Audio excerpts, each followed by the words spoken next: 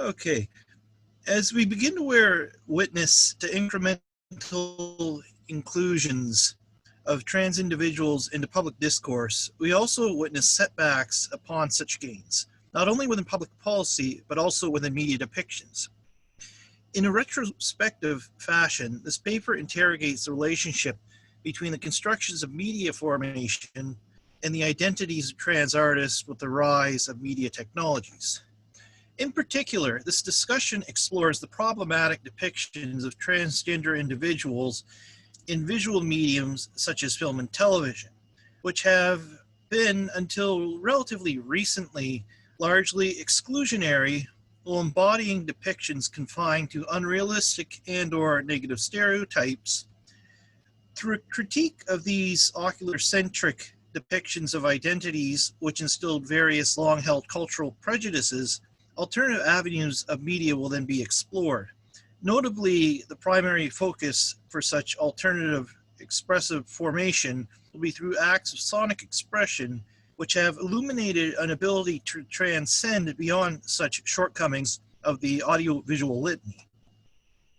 Well, we're slowly seeing an emergence of more realistic portrayals of trans characters incorporated into the storylines of cinematic productions, coupled with the gradual incorporation of trans actors into related productions. It is important to recognize a historical trajectory of depictions of trans individuals in television and cinema, which one could describe at best as objects of ridicule and at worst subjects of vilification or violence.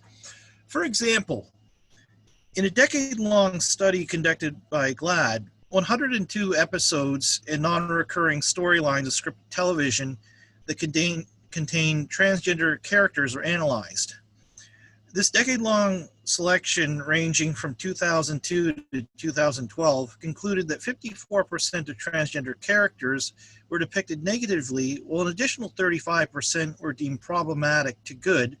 The study concluded that only 12% of depictions could be described as groundbreaking, fair, and accurate enough to earn a GLAAD Media Award nomination.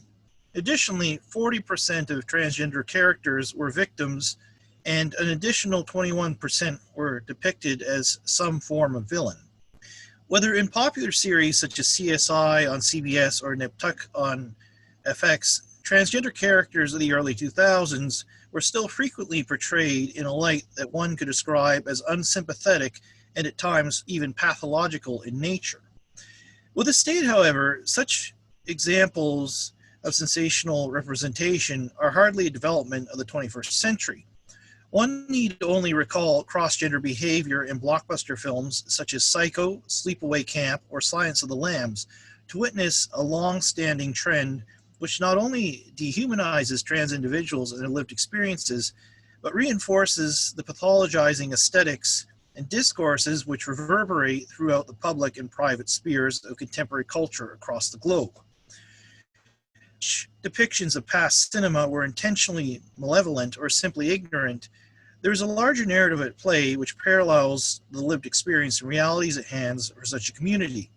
As film critic Jenny Holtz recently stated, the representation of trans women in horror has real-world implications. It leads to people thinking of trans women as less than human because in their minds they become monstrous things made only of the abject. Misguided views such as these lead to violence in the real world, as evidenced by the alarming murder rate of trans folks, especially trans women of color. With the ocular-centric nature of the West, one is inclined to focus heavily upon visual mediums such as film and television, and this is a challenging issue to overcome regardless of which disciplines one emerges from. We also encounter other epistemological and methodological issues, one similar to that of gender, when attempting to shift our perceptual emphasis from the visual to other realms, such as a study of sound. This has frequently been attributed to the limited vocabulary that we have for discussing sonic phenomena, illuminating the poverty of linguistic terms to describe auditory experience in comparison to that of the visual. This is a common issue, one which communication scholar Jonathan Stern has referred to as the audiovisual litany. While many queer theorists have critiqued hegemonic constructions of gender, scholars such as Annette Schlichter and Jason Dust have recently argued that a predominant focus on the visual has an unintended effect of essentially silencing the bodies of which they speak. Myra Peary has recently explored the surrounding optics of this issue through applications of the acousmatic, arguing that the notion of passivity is challenged through such action. She uses the concept to not only link the invisibility of those queer and disabled backgrounds, but to illuminate the binary-based divisions rooted within social realities, particularly those that work to sustain dichotomies related to class, ethnicity, and gender, which are often cross-referenced to the simplified binaries of the good and the bad. Peary cites the popular story of John Cage's experience during a trip to Harvard University's anechoic chamber to suggest that despite efforts to suppress them, bodies are never indeed silent. If we engage such considerations, we can begin to uncover less documented, though significant forms of agency for trans people throughout the late 20th century and early 21st century, through the sonic expressions of less formalized, which emerged alongside the advent of electronic mediums. As electronic musician and drum bass pioneer Jordana Lacenza recently noted, despite the hostility she experienced in the late 1990s and early 2000s as a trans woman of color in the United States rave scene, her actual music experience was a type of, quote, web of interconnected consciousness. While certain aspects of the acousmatic have engaged aspects of agency for trans artists, this is not to say that such musical expression transcends hegemonic gender constructions in entirety. Despite her ability to initially maintain a recording career and performance act after transitioning, Lesesny's ability to engage artistically was disrupted for years after a violent transphobic attack in the United States, and her music has only recently been revisited after her contributions were very much whitewashed by later, more commercially oriented artists. A historical trend experienced by many musicians of color in the United States that is still ongoing. As Robin James has argued in her work, The Conjectural Body, we often overlook the experientially coincident relationship of music, race, and gender at play in our modern neoliberal states. James has argued, quote, sound frequencies, the overtone series, the limitation of the human ear, organs, hormones, chromosomes, the shape and color of our bodies. These supposedly natural phenomena make it easy to appeal to nature in defining music, race, or gender in making normative claims about them, end quote. There is, however, certain strains of connective circuitry through sonic agency of less formalized music structure that are worthy of examination.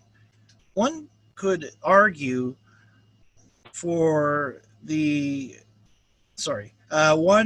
one could argue that there has been allowance for a greater engagement of gender non-conforming individuals that was very much non-existent in visual forms of media, which rigidly enforced hegemonic constructions of gender binaries in the visual sense.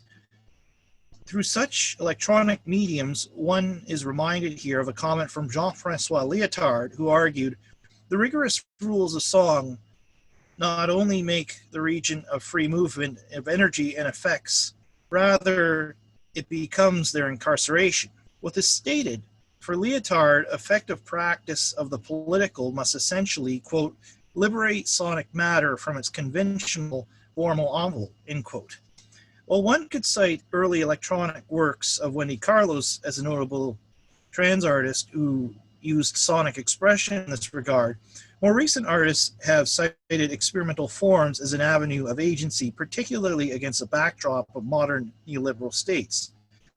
As trans musician and artistic collaborator of the collective Ultra Red, Terry Teramitz has suggested, quote, certain subgenres of what has come to be known as contemporary ambient music propose a complicated